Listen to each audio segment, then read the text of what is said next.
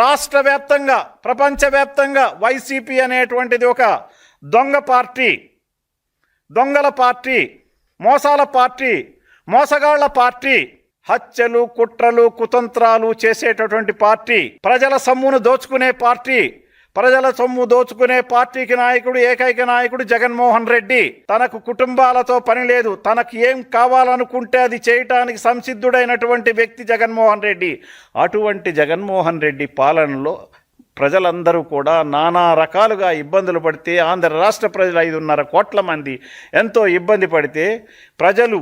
ఎంతో విచక్షణా జ్ఞానంతో మరి 2024లో 151 సీట్లతో మిడిసిపడినటువంటి దొంగల పార్టీ నాయకుడు జగన్మోహన్ రెడ్డి నాయకత్వంలో ఉన్న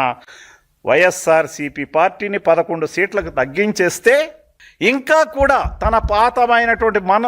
తన ప్రవృత్తిని మార్చుకోకుండా అదే దిశగా పయనిస్తూ ఎక్కడికక్కడి గొడవలు సృష్టిస్తూ ఎక్కడికొక్కడికి ప్రజలని మభ్యపెడుతూ ప్రజలని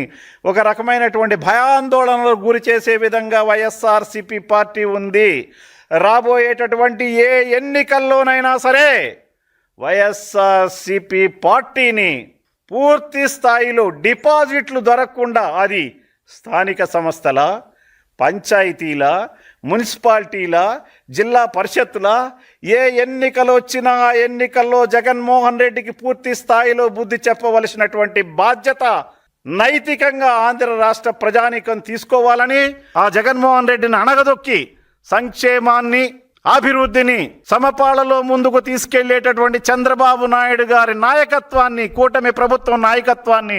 ముందుకు తీసుకెళ్లాలని మనం అందరం కూడా, ప్రజలందరూ కూడా శపథం చేయవలసినటువంటి అవసరం వచ్చింది.